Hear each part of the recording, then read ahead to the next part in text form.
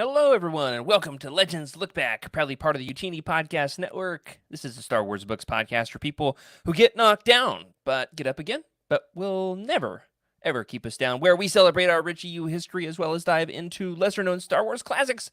I'm your host, not an abomination, Jared Mays, joined by my legendary co-hosts, the man who once beat Lando Calrissian in a swag-off, Freddie C. Are you Freddie? He's muted.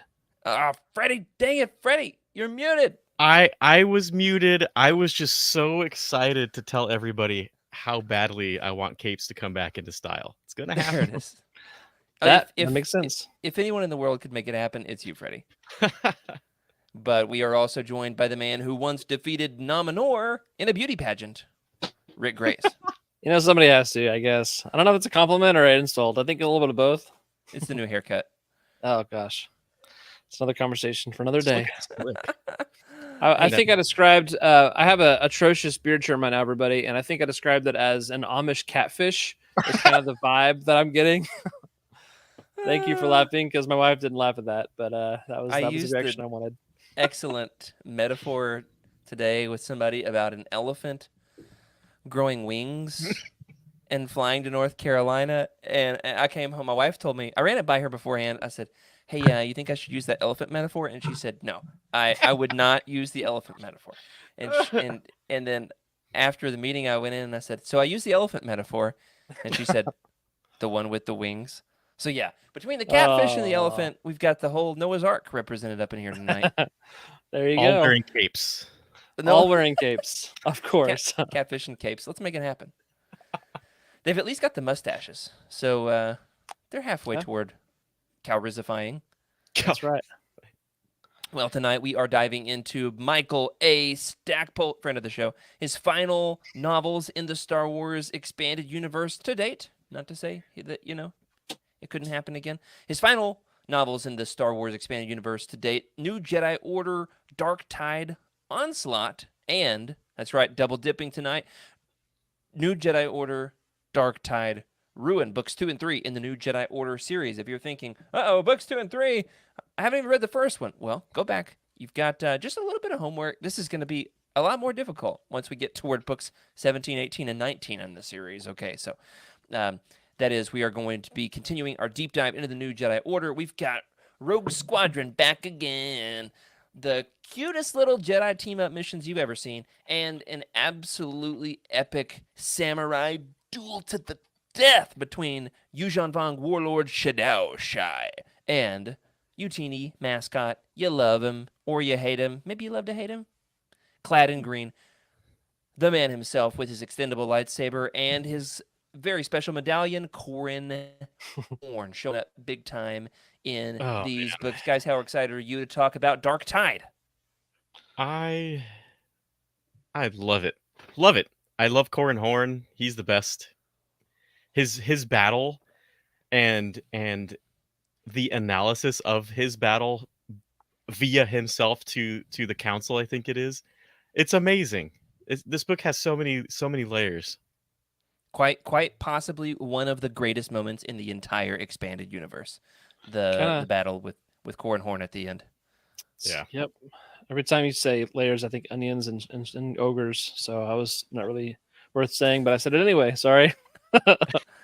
That's something about ogres and catfish and CORRAN HORN. What else? Which leads us into Dark Tide. Let's talk a little bit. There's the man himself, the beautiful. I chose the samurai top knot to show off CORRAN HORN tonight. Yep. So, Freddie, tell the good folks about Dark Tide. Give us some of the background on the book. Yeah, so we've got a couple books here. Both volumes were released around the 2000s. In 2000. Both in 2000. 2000. Yeah. Sorry, in 2000. So post-millennium panic, I would say, after everybody was worried that the grocery stores would be locked out because of the change from Y2K. that Y2K bug. So perfect follow-up to that year. It was actually released. Y2K, the sequel. Yes, there you go. It was not released on hardback for mass release, though. I want to say that the only hardback that was released was It was for the Sci-Fi Book Club. Yeah. The one that I found when I was hanging out with you, and then mailed a copy to Rick. That was amazing. That's right. That's right. And yeah, so everything's and been mine's signed. Ah, What? Oh, beautiful. nice. Got it done at Legends Con. Yeah, I love that. That's where I pretty can awesome. put my Stackpole signature. there it Oh, is. that's a good one. Yeah. That's a good one for the Stackpole signature. So this was, of course, written by Michael A. Stackpole himself. And as Jared had mentioned, it was one of his last novels in the Legends timeline. I guess cover art, Jared. Let's talk cover art because there's quite a These few are crazy. things going on here with cover Yeah. art. There is. And we've got some images that we can show for the live viewers with the cover art. You know, on the one hand, Vector Prime received a lot of pushback. What's a better word for it? It was a controversy. It was a bold statement. The big Okay. alien face, the missing eye, Luke Skywalker's looking decrepit. It's a bold strategy for promoting a book. This pivots in an all new direction, right? Dark Tide is instead got spaceships and coral spaceship. It's the Yuuzhan Vong world ship. Maybe is nebulous. What are we looking at here, guys? Yeah. So this is a really, really soft, like maybe not quite watercolor, well, like kind Pastel. of pastel, oily, kind of just soft lines with some X-wings on a tarmac and this very alien ship coming in, and looks like one X-wing scrambling to intercept, and another one in the air, and some of It's those cool. coral skippers coming out to engage, and it's I like cool. the color scheme. I think this could be Rogue Squadron, right? Not sure if it is, but Most likely, sure. I could see that. So on the one hand, this is a big pivot from what we had with Vector Prime. But guys, I wonder which approach do you prefer better? Big, shocking, ugly alien face, or this cover where, let's be honest, you're really not sure what it is? Are either of these two the right strategy? if you think this one's confusing, I want to say it was Dark Tide 2's cover is even more confusing. Yeah, So this this is one? like. Yeah, so It this looks- is kind of like a Trade Federation looking spaceship Yeah. with a couple of X-wings, and that's it. Now, is that the space station thing, like that's in the next book? Yeah, so that's actually I wrote it down here. I found it I on know. a couple of sources. But according to this one, this is the ship that would have appeared in Siege Oh, that's right. That's right. was used on the cover art Huh. for Dark Tide 2 Ruin. So So that's there was a part of scrap Dark Tide novel. This was going to be a trilogy. We'll talk about that later in the show. And so that's funny that they used something from the scrapped book in the cover art, which is why when you're looking at it, you're like, wait a second, what's that? yeah, yeah.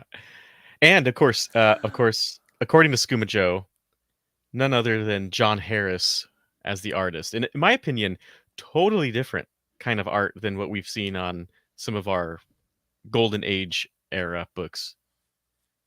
Yeah, this is very different. This is no floating heads. No heads at all, in fact. Yeah. No heads. Guys, which do you prefer? Do you prefer heads or no heads on your covers? Well, I mean, if it's heads versus ships, I'm gonna go with ships. Ships every time? Okay. Yeah, Ships every time. every time. Yeah. It's a good one. Surfer Eddie says it feels like a vague cover. It is vague. It's like it's one that you want to study, and you're like, ooh, what's that? I do find the color scheme very pleasing, just the little splotches of red. And I appreciate that it's different. It's different kind of a scheme than what we are going to get later on. Later on in the series, you just get a head. You get Jason's head on a book. Mm-hmm. Orange background, Jason's head. Pink background, Jaina's head. This is different. It's very different. And so I appreciate that there's some variety. Yeah, totally agree with Skooma Joe's comment there. Dark Tide and Force Heretic have the best new Jedi Orders. New Jedi Order covers for the U.S. versions. The Force Heretic covers are, chef's kiss. Love them. Can't wait to get there in 4 years. So, I mean, just a few months. So speaking of the U.S. versions, you want to talk about the Japanese cover? Oh, you better believe it. It's pretty cool. What is it, Rick? Yeah, look at this guy. Let me pull it up. Tell the audio listeners what we're looking at. Boy, Whereas you this got one is no heads. This one's a lot of heads. a lot of heads. Well, a lot of like full bodies, and I don't know what percentage of Ithorian that is, I'd say half or more. Definitely way more mouths than you need to have on a person. Sure, But, sure. Let's see. I will say that I appreciate the Japanese typography more so than the font choice in the English version. Hmm. And looks like we have gone full Trade Federation with that is. space station with wow, that's really interesting. A full like mechanical built sphere with a partial ring surrounding it. It's pretty it's cool. almost like the one from the High Republic, the Maxine station that they do, and what is that called? Into the Dark. Kind of looks like that. Anyway, enough canon nonsense. These Japanese New Jedi Order covers are so iconic among the Legends fandom, and if anybody knows how to get them, let me know. I'm kind of interested in piecing together a collection of Japanese New Jedi Order books, just like theoretically, like possibly, if anybody knows. Well, should you might have to brother wait DM. till next year for Celebration Japan. Yeah, like I'm going to that, Freddie. This podcast is going to have to go viral, and we're going to need to reschedule Easter, okay? In order to somebody call Jesus, let him know we need to change the date for Easter. So we're celebrating somewhere. Yep. Yeah, I'll be watching the live streams like on a 10-hour time delay. It'll be fine. I'll send you with a hit list, Freddie, of things to get for me. Anyway, Japanese covers, fantastic. We've got some folks in the chat saying that Japanese covers better than the U.S. covers. Other folks saying they like the U.S. covers on Dark Tide. Let us know in the comments if you're watching this later on YouTube. If you're listening on audio platform, hop in the Legends Lookback Discord channel or on Twitter. Let us know which of these do you prefer. What else do we have here concerning Dark Tide? Of course, Siege was going to be the second book in the trilogy, and this is now a duology, which is good because there's already 19 books in this series, plus the novella. I mean, there's a lot. So I'm okay with trimming a little bit of fat here and there. However, this duology is so excellent, I would not be opposed to a third book. So, guys, without any further ado, I say we get into it. What do you think? Let's do it. Let's read the summary. But first, I just want to point out, Jared, that I X-Men thought you were helmet going looks- to give an ad break or something there. Oh yeah. But first, But let's hear a word wait, from our yeah. sponsor, Q-Tips. Dude, no, the mask in the background in the hanger, it looks great. I just noticed that. What are you talking about? Your helmet. Oh, your helmet. Oh yeah, thank you. Yeah. It's like a little bit over the shoulder. I need to rearrange it a tad, but yeah, thank you. Appreciate that. Yeah, man. Okay, now you can go. Let's get into it. I'll read the summary. Guys, spoiler warning, if you're listening to this and you have not read the Dark Tide books, you can do it, and you should. They're excellent. So, we will talk full spoilers for Michael Stackpole's Dark Tide Onslaught and Dark Tide Ruin in this episode. In Dark Tide Onslaught, the Yuuzhan Vong's ruthless invasion spreads fear across the Outer Rim, prompting Luke Skywalker to dispatch Jedi on reconnaissance missions. Luke and Jason Solo uncover a sinister bioengineering operation on Belkadan, while CORRAN HORN and Jedi Mega Chad Ganner Rhysode rescue scientists from a Yuuzhan Vong outpost on Bimial. Mara Jade Skywalker mentors Anakin Solo on Dantooine, where they narrowly evade capture by the relentless invaders. As the Yuuzhan Vong escalate their onslaught, the New Republic faces a costly battle on Dubrillion, leading to a bittersweet victory. Moving on to Ruin. In Dark Tide Ruin, the New Republic's struggle against the Yuuzhan Vong intensifies, as Luke Skywalker and Anakin Solo race to prevent a rogue Jedi's descent into darkness. Meanwhile, Senator Eligos Akla's attempt at peace negotiations are thwarted by Shadow Shai's thirst for vengeance, resulting in tragedy for both sides. As the conflict culminates in a devastating battle at Ithor, CORRAN HORN's epic Samurai Jack duel to the death with Shai leads to the planet's destruction and the Jedi facing public backlash and exile. The novel ends with a tragic loss for the New Republic, tinged with the bitter cost of war and the sacrifice of Ithor. F's in the chat for Ithor. Ithor was a real one. All right, guys, let's give a rating. Go around the horn here. What is your favorite? No, what is your score for Dark Tide Onslaught and Dark Tide Ruin, the Dark Tide duology? Where does it rank among the great Legends books that we've covered on the show? Oh man. It's a tough one. Yeah. Oof. These are really good books. I would hesitate to say even good. These are really awesome books. The amount of action that's happening Mhm. at almost every turn, you have no clue what's coming. You have an idea, obviously, once you're with the Yuuzhan Vong, seeing what's about to happen, and you still have no clue what's going to happen, and then you see it, and you're just like, "What, Michael Stackpole? How could you do this?" I know. There's some real gut wrenching stuff in this. It's like, oh, hit me in the feels. Yeah, Mm. But also some stuff where you're like, ooh, hit me in the funs. It's got a lot of fun. Got a lot of fun. Got a lot of feels. Just how we like it. There's Rogue Squadron, a yeah, samurai. It's like the culmination of CORRAN HORN's story arc. It's just, oh, there's so much. There's so many great quotes too. The writing is superb. Absolutely excellent. I mean, it's not. You'd be hard pressed to even think it was from the same author as Rogue Squadron. oh yeah, I don't know. I think it's still there. Like, I mean, the quality for both in my mind is there. yeah. And I feel the continuity. And I can tell a difference. I'm on the next book, which I can't think of the name. What is the name? Agents of Chaos. Yes, Yeah. Agents of Chaos. And I can definitely tell a change of pace and a change of tone. Oh yeah, Lucino is Um, like, grab your thesauruses, children. Is it Lucino? I actually haven't paid attention even to that. So nice. Okay. Yeah, his first foray into Star Wars novels.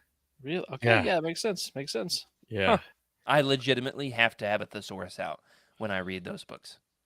I told you that I'm having I've got like like a screen reading service that reads Yeah. all these to me because there's no audiobooks. And I don't know if I mentioned this, but I've got a deeply Scottish accented man who's reading this to me right now, and it's glorious. But I like like to use I, Snoop Freak? Dogg. I use Snoop Huh? Dogg. What is that? yeah. Let's see. Dude, Is, So sorry. yeah, I'm moving away from Speechify. I'm using a different one that's no cost. There you go. It's called Cheapify. Cheapify, yeah.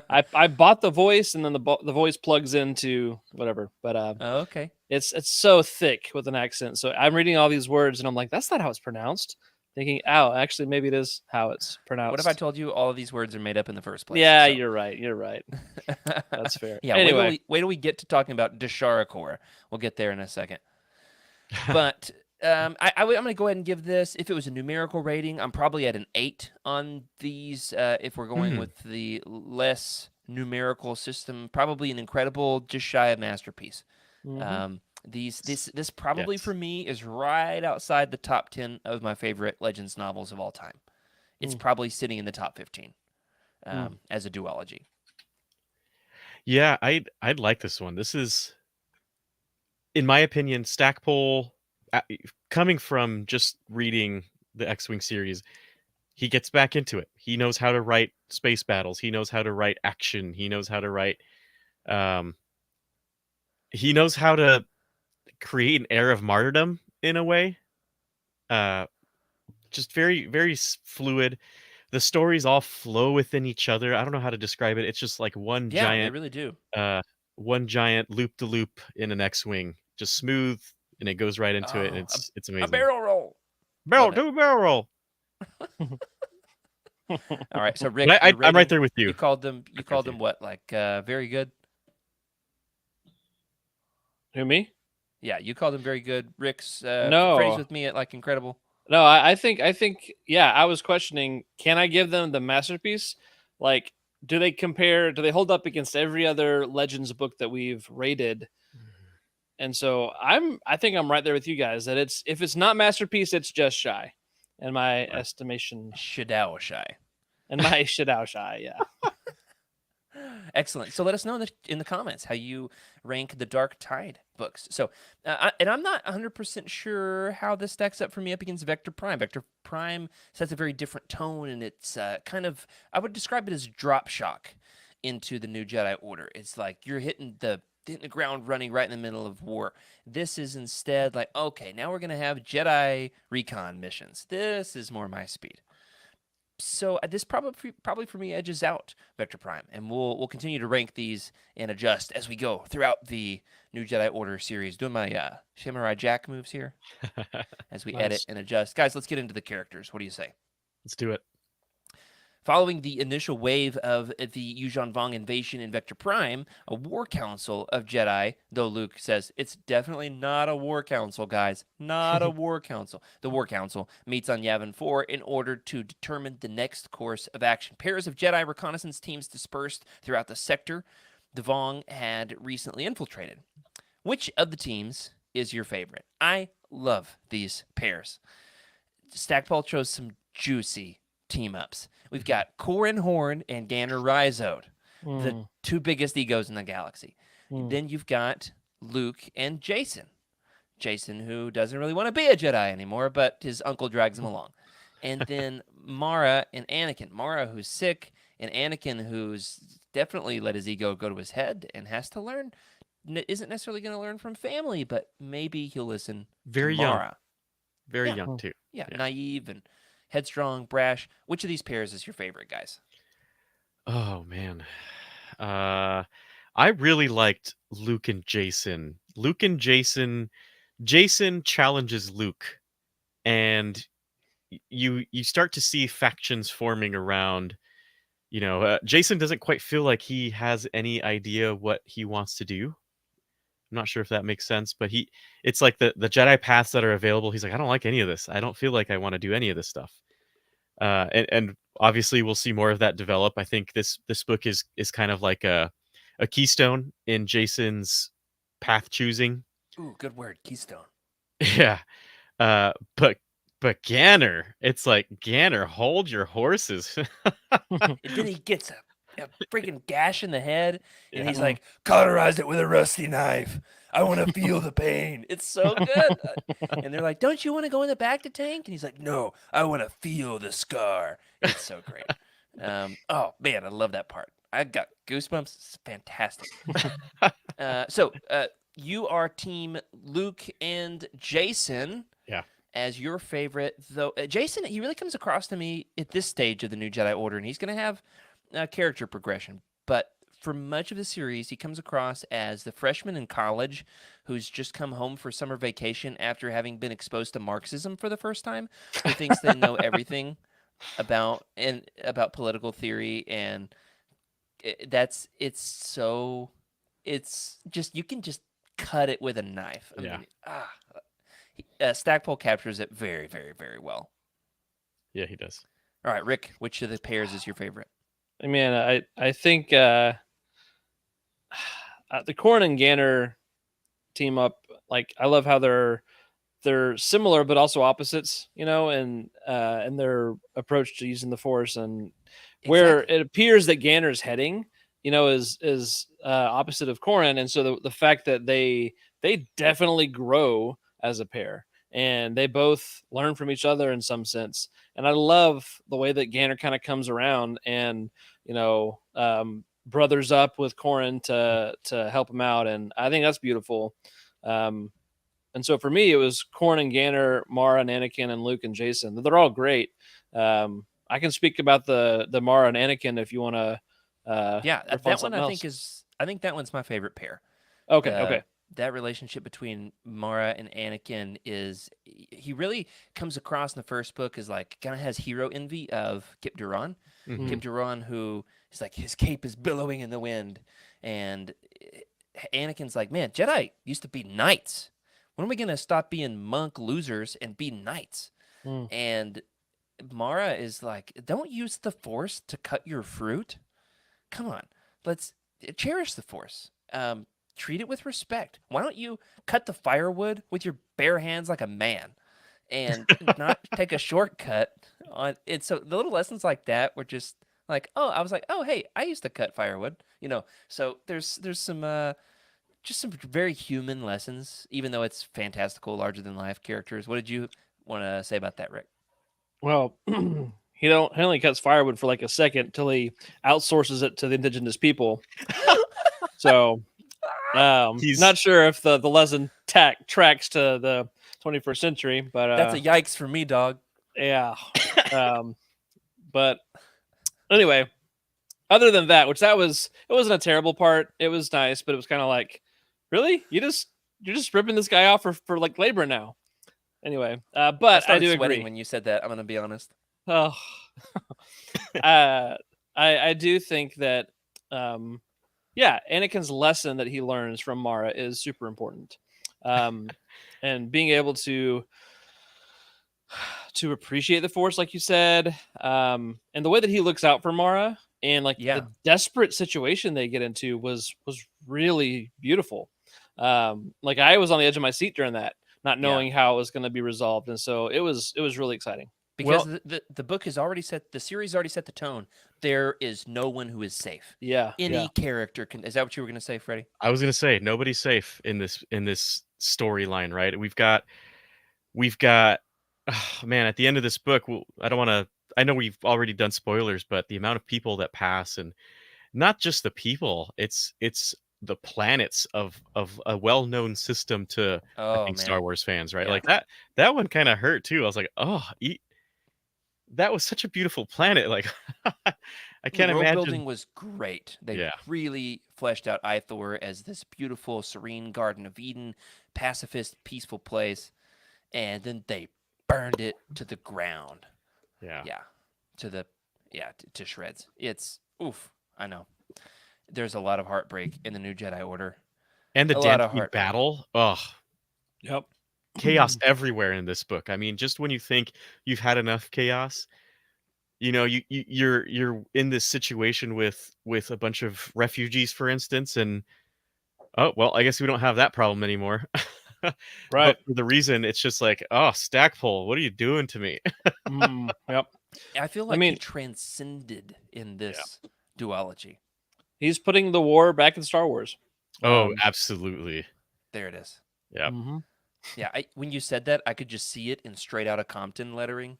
Oh yeah, up on the screen. In my What mind's Star eye. Wars? Putting the war back in Star Wars. That's Yeah. right. So, I think my favorite of those pairs is Mara and Anakin. And how much of it is because Mara is sick? And, like, oh, man, we've seen her at her best. And it's tough to see her like this. It really is. And now she's with, like, a teenager. Can he help her? So He has to. That's the crazy part. despite fighting for her health, she manages to fight off the Vong and mentor Anakin, eventually learning what accelerates her disease. And Luke is like, oh, don't you need a rest? And she said, no, I am done sitting back. It is time to take the fight to the Vong, which is like, oh, she about to do it. So how does the disease highlight her true character? There's been a lot of criticism of this decision to debilitate Mara in this series by the fans. But I actually think that the disease functions in a character highlighting kind of way, to a certain extent. Mm-hmm. What do you guys think about the disease? Rick, do you want to take this one first? Yeah, sure. I don't love the disease, at least not yet. It is frustrating, and it feels like it's an easy way to introduce conflict or introduce maybe some plot decisions later. I don't know. It's like giving kryptonite to Superman. You've got to have a way to curb him and make him human. I feel like that's the thing, though, right? Mara is, in my opinion, Mara, full health, could likely take down a couple of Yuuzhan Vong, no problem. She becomes a problem for I think at that point, Stackpole, everybody would need to write some almost insane level of things to happen because Mara's so OP, in my opinion. In terms of competitiveness, I'm not sure at full health if Luke could beat her. I'm not sure. Right. I know with now that Mara has a lot more force training, it's like, okay, she was already powerful. And I think the sickness brings her to a point where it's like a little bit more manageable in terms of the situations she's in. The teachings that happen with her and Anakin having to basically bring Mara back to life in a way. I feel like it helps the story. You're right. I feel like Rick, you nailed it in that last part. It really helps bring out her character. Jared, what do you think? Yeah, at first I was just, kind of going along with fan opinion on the internet that the authors never should have done this to Mara. She deserved better. They do dirty by her in New Jedi Order and Legacy of the Force. Though in my read through this time, I'm seeing it in a different light. I'm seeing her honestly kind of triumph over it. It's like nothing can keep her down. She is such a force to be reckoned with. She's transcendent over the disease. And so now she isn't able to figure out, the scientists can't figure out what's wrong with her.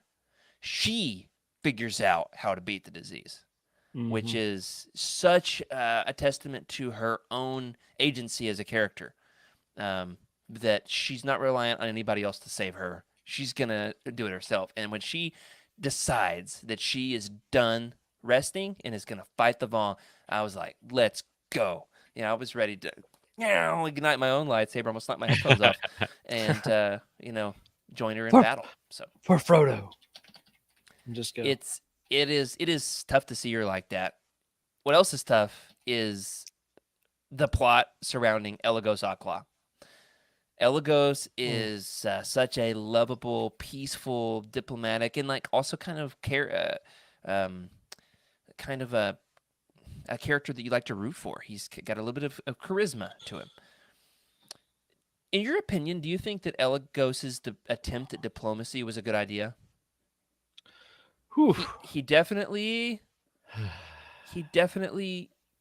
is onto something. Yeah. And then they pull the knife at the last minute.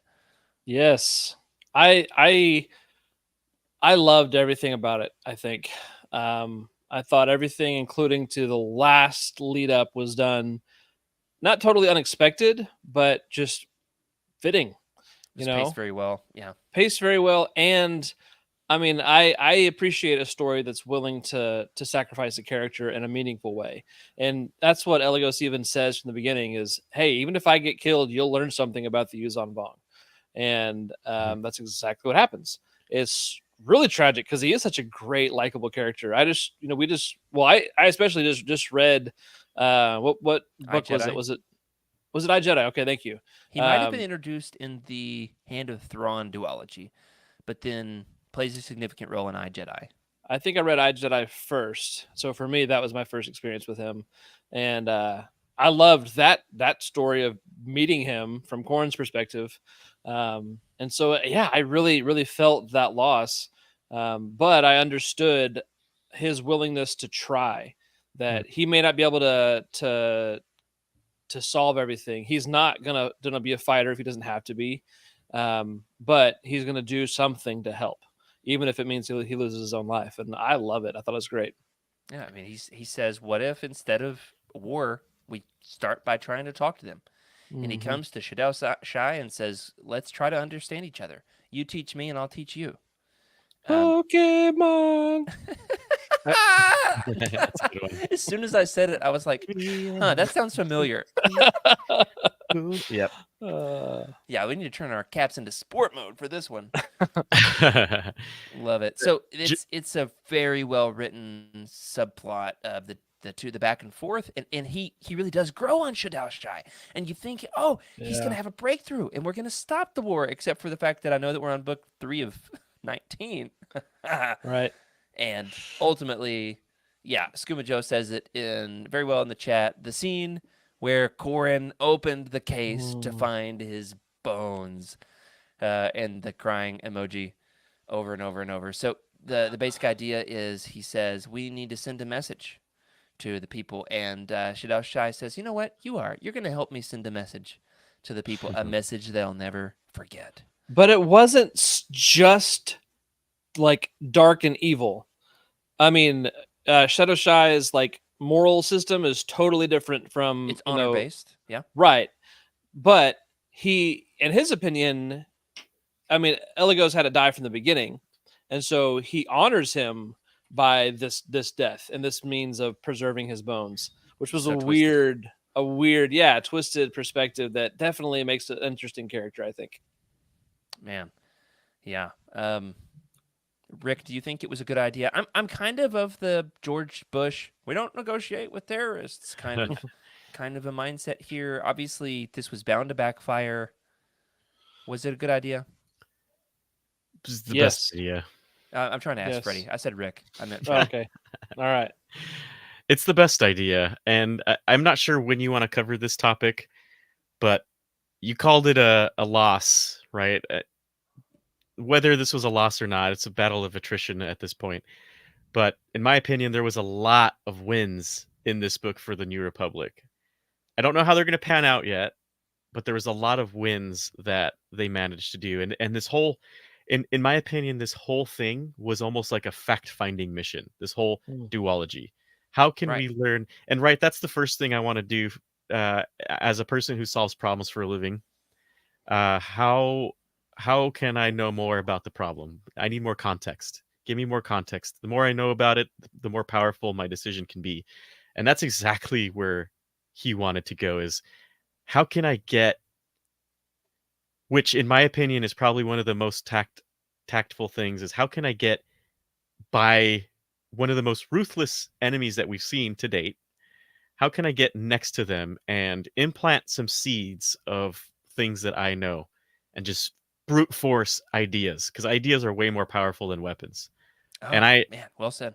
And I feel like that is probably one of the most martyred things that Elegos could have ever done. If he were to die of old age, I'd be sad, right? Like, this is, in my opinion, these books are, they lead into chaos, of course. Yeah, that's what's coming next.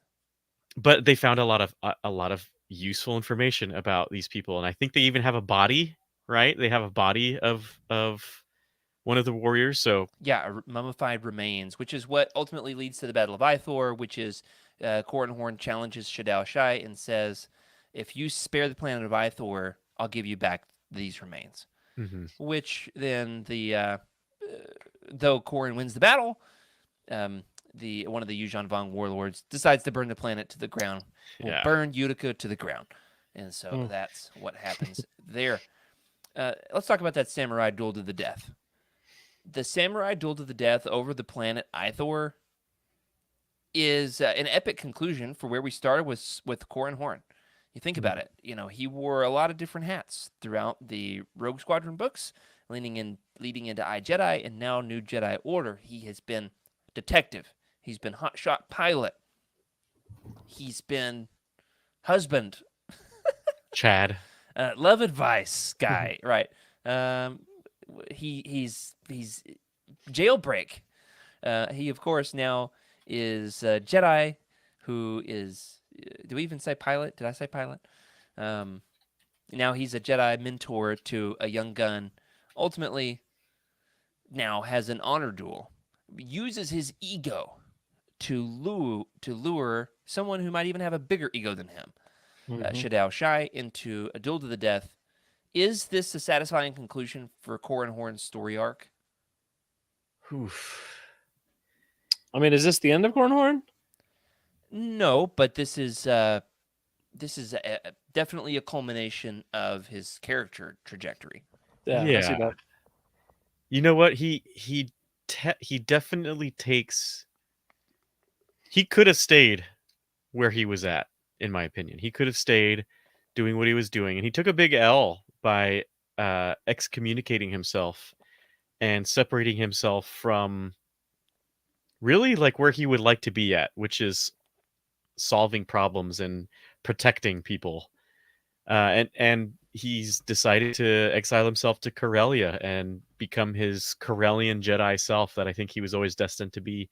But during this fight, I mean, I feel like he towed the line of the dark side to where he understood the dark side. He goes, "Oh, that was scary." And I think he sees some danger in that as well. Like, okay, I towed it. I flirted with it. It felt nice for a bit. But it was, terrible thing that I was thinking. And that whole progression was very interesting to see, right? Like, that took his cockiness down, I think, severely, if he had any left at that point. Yeah. I just love where we start with him. People who are like, I hate CORRAN HORN. I say, keep reading. You've got to see where his character goes.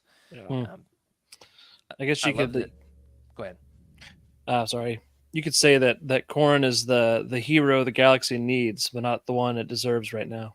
And even when the poor guy wins the battle, he still loses. All because of politics. Yeah, man. It's brutal. This book makes you really hate diplomacy, not diplomacy, but politicians. Yes. It really hammers it in of how Who is it? It's Fell. No. Jagged Fell? Borsk failure. Yeah, failure. we do get introduced Borsk to failures. Borsk failure. We do get introduced to Jagged Fell in these books. Yeah. Who ends up becoming a very significant character. Yeah. Very significant. Moving on, we won't even talk about him tonight because we don't have time. We do have a number of heartbreaking things that happen in this series. On the one hand, the loss of Ithor, the death of Elagos, and of course, even what happens with Dashara Kor, which we'll come back to in a minute. But let's talk about something positive. There's a really exciting element of this series, which is the reintroduction of Rogue Squadron. Whereas Anakin and Jason are off on Jedi recon missions, Jaina is locking S-foils into attack position. Let's go. Is Jaina a good fit for Rogue Squadron? Oh, yeah. How so? Right in the family. Yeah, I mean, she stands on her own. You know, she could earn a spot just on her own abilities without the family attachment, but she's got the genes, man. Not only is she's a combination of one of the best hotshot smuggler pilots, but she's got the power of the Force and the maturity to handle that, which is really cool and a rare combo that a teenager is able to fly with the best and keep her cool. Jaina's like in the thick of it too. She's in the thick of the battle, seeing explosions, losing her wing person. Gut-wrenching. There's so many losses in this series. and she handles it all, in my opinion, as a true Jedi, which is just like, if I don't persevere, we lose. Right? That's how I see it. And she's persevering, and yes, she has to mourn everything. And in my opinion, both her and Jason are so new to this, and they just like their parents got thrusted into war. And it's like, we didn't have to deal with this. We had peace for so long, and now they're having to. We've gotten kidnapped so many times, of course, but right. They've stolen my childhood. Yeah, there's a moment, I'm trying to remember exactly what happens, where she basically is advocating that she earned this spot based on her own merit and not her family lineage. And in fact, her mom was trying to hold her out of it. Like, she didn't want her daughter flying in Rogue Squadron. Leia is actually using politics to keep her out, but Jaina's got so much talent and drive that she gets in anyway, and is mentored by none other than who once was the young guy in the squadron, is now the leader of the group with a goatee to match. Gavin Darklighter. Isn't it satisfying to see Gavin having risen among the ranks and is now in that mentor role? He was so 100%. green when we saw him, right, Rick? He was like not as green as CORRAN. Yeah. Yep. It's a good one. Yeah, it's really cool. And even having Wedge and Tycho kind of making cameos here and there. Oh, it's so fun. cringe when they show up and they're like, back in our day, we had to push our X-Wings up the hill. But I'm retired now, so y'all have fun out there. No, and now Gavin is the seasoned, wizened veteran. It's a great way to get a little bit of the taste of what we love with the X-Wing books and make it fresh. So it also keeps it tied into the Solo family. We're not just dealing with like ancillary characters, but one of the Solos themselves is in the cockpit, discovering the thrill of dialing up the inertial compensators, as well as the loss of losing your wingmate. So more to come on Jaina's story as we go in the series. Guys, we've got time to analyze some of the very rich writing in this series. I'm going to give you some samples of some of Stackpole's phenomenal quotes here. Pull which one of these quotes you want to comment on, and we'll go from there. So, on the one hand, there's a war council at the beginning of the first book. They're on Yavin 4, and we've got these factions, the pacifists and the warriors. Luke then says that there's a distinction, and we have to keep that distinction. Some of this philosophical stuff in the series is fantastic. And the question comes up between the distinction between a protector and a warrior. Luke says the distinction is critical to avoid the seduction of the dark side. The distinction, that line between protector and warrior. It's a great quote. There's a couple more, and then you guys choose which of these you want to talk about. There's a great quote between Shadow Shai to Elagos Akla. He says, "Your people, blasphemers, heretics, and damned though they may be, have a resilience that may prove troublesome." Oh, man, it absolutely captured the fact that, oh, he's learning. He has respect for them. And it's like, buckle up, man. You don't even know what's coming. And then another to talk about is Desharakor, who tries to steal the plans to the super weapons. There's a lot going on in this duology, guys. She tries to steal the plans to the Death Star and the Sun Crusher and the Eye of Palpatine. She then comes around, realizes the error of her ways, and she says this: "I had allowed my hatred to make as much of a slave of me as my mother had been. I don't regret opposing slavery or opposing the Yuuzhan Vong, but I can't do it for the wrong reasons. Winning or preserving freedom is good. Seeking retribution is not." Which of these quotes is the juiciest in your opinion? Anything in these that you want to comment on, guys? There's a lot here. There is so much here. This whole book, in my opinion, was discovering how it's literally like the same objective, different means, and those means are achieving your objective, but in the context behind it is so drastic. Though one is seeking conflict, and one is how can I do something to reduce this evil, right? Like they want to reduce this evil, but one is through anger, or one is like, are you doing it for other people? Are you trying to rescue them, right? There's other ways to do it instead of just annihilating everybody. Yeah. And you see those with Jason too, right? It's a common theme. Everybody has an option. They have an option of which way to go, and a choice. You see that Standing faction. on the threshold. Yeah, you see that faction within the War Council itself as well. So, Rick, there's Great so analysis, much. Freddie. Yeah, man. Yeah, there's things about each of these quotes that really can draw at you. I like the quote from Luke. I think the back and forth between being a protector and being a warrior. And I think I agree with Luke as he says that the distinction is critical to avoid the seduction of the dark side. And I'm curious to see how far the Jedi get pushed. Do they lose that vision that Luke has right now? Does he start going back on that path of, hey, I'm going to sacrifice my ethics, my beliefs in order to get the job done? Or is he going to really stick to this, even though it might cost, maybe more Jedi are lost, or even personal loss for the willingness to hold his ground? Which there is a big difference, I think, between protector and warrior. It's a hard thing to nuance. But I've enjoyed the conversation about it so far.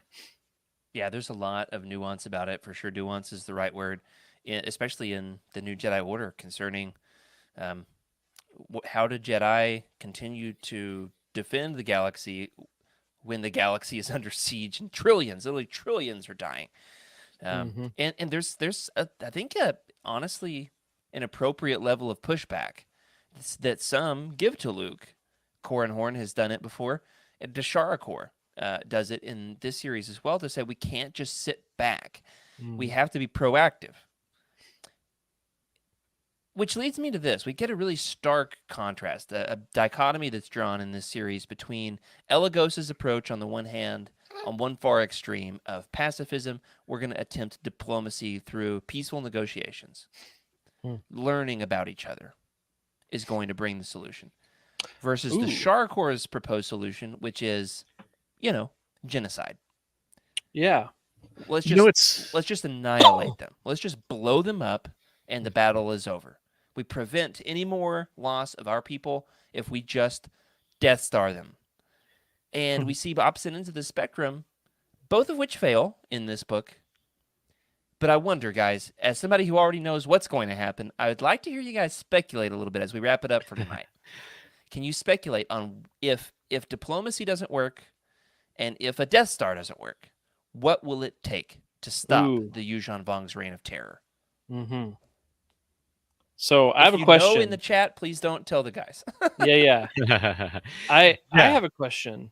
In all of this, where's the Force? You know, what is the will of the Force in this story? And I think I really don't know where we're going, and so that's a question I'm asking. That's a when great question, Rick. You're on Yeah. to something. And like the whole like allergic thing from that Mhm. tree on Ithor, that might be the Force. I don't know, but that's Okay. the question that we haven't, I guess, got to, and that the Jedi are maybe wondering is how come there's not more help? Where's the universe at? You know, That So, allergen does come back up as a plot point later on in the Sure. series. I So put a believe it. pin in that. Yeah. It's like, what is it, Kirchhoff's, or I forget the name, the gun that shows up in the second act. Yeah. Uh, yeah, this is interesting. I see a lot of ties between what's happening in this series and what's happening in 1999 Phantom Menace. You're seeing the Jedi getting pulled into a direction that may not really be so Jedi-like, right? And you really start to become like, okay, when do you become a monk and a warrior monk, Mm-hmm. right? And what are you fighting for? Who are you fighting? Why are you fighting? Um, everything has to be questioned, right? And that's what I see is just a culmination of like, what should we do? And the thing is, if you're this is just war dynamics, right? If you're coming up against an enemy, number one is to find out as much information as you can about them. Weaknesses, strengths, everything. You need to know everything so you can fight them. So I see a lot of like fact finding missions, and of course the Yuuzhan Vong are going to respond and try to cover up those weaknesses with another fix, right? And you just got to keep prodding weaknesses and continue the battle, I guess, in a way that really just gathers the forces. And in my opinion, having such, you've got, in my opinion, a decent amount of force against the Yuuzhan Vong, but what's happening, in my opinion, is just a lot of the Yuuzhan Vong just want to destroy. How do you destroy something that just wants to destroy? And that's Yeah. hard. I honestly have a hard time figuring out what's going to happen here. Violence begets violence. Mm-hmm. Yeah, What does it take that's to all. stop that cycle? I see diplomacy obviously doing something, right? Planting those seeds of context, understanding what's, they talk about why these people could hate technology so much, right? And Mm-hmm. trying to figure out, why is that the case? Is that really something we need to think about? Is that a weakness? Yeah, there's something And there. and that's what the Yuuzhan Vong are doing as well, right? They're just they're trying to figure out their enemy, and it's just going to be a lot of attrition, in my opinion, until something decides to break. What that is, I honestly cannot tell right now. Speaking of attrition, we've got a lot more books to read. So Mhm. you guys are going to feel the attrition of the war by the time this series is over. Boy, will you ever. And so with that in mind, we will be back in 2 weeks with another episode of Legends Look Back with Legends news galore, followed at the end of the month of March by the Agents of Chaos duology by James Lucino. A couple more show plugs, some fun things happening behind the scenes at Youtini. The Star Wars Archives just released the second part of the Jedi Prince Roundtable, starring a little guy known as myself. And then the Cosmic Force, they're talking about the Mace Windu comic, the Thrawn Alliance's adaptation, the High Republic, Luke Skywalker's green lightsaber, and so much more. And we are also, guys, drum roll please, excited to announce the release of the newest podcast in the network, the Youtini Avatar Show. You guys ever do the Airbender thing? I've never watched it. Nah. No, I haven't either. Thought about it, wanted to, but never really dived into it. It's a Filoni thing, so It is a there's Filoni that. thing. Yep. I'm ready for it. I was just totally into Naruto back then, so not really. It almost competed, but willing, Oh, okay. willing and open. Is it like a Jacob versus Edward thing, Naruto or Avatar? Eh, Star Trek versus Star Wars. I'm sure there you could find some sort of decisive thing there. So, if you are interested in that, Be sure to check that out as well. That does it for this week. Thanks for joining us for Legends Look Back. Thanks to our incredible patrons for your support. Special thank you to Brian Dooley, Carl Sander, Michael Fry, and Raymond Bazinski on our Jedi High Council, and James T., Ashley Ingalls, Colton Fife, and Chris Carrizo on our Alliance High Command for their amazing support. Remember to sub to the channel, leave us a review in your podcast platform of choice if you'd like your thoughts read on the show. Our contact information can be found in the description. You can catch us every other Tuesday night at 8:30 Central at youtube.com/@YoutiniVault. Ring that bell if you want to get notified whenever we go live. Remember to sub to the channel, leave us a review in your podcast platform of choice. And we're on Twitter at Legends Look Back. Remember to keep the Youtini fan code and be a force for positivity in the fandom. May the force be with you.